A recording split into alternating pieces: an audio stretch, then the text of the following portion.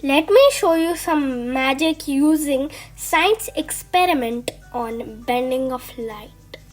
Can you see a coin? No? Are you sure?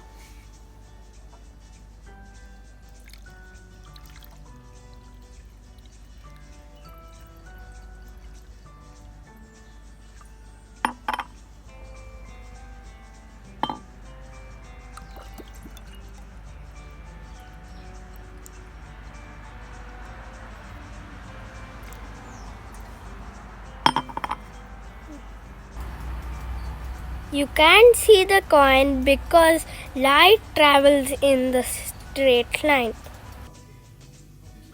This cup is with water. You can see the coin because when light travels from air into water, it bends. Then coin seems to be seen. Let me show you another magic with bending of light. Show you a magic. Which way do you think this arrow is pointing? Right or left? I think left. Are you sure? Well, it's not magic, it's science.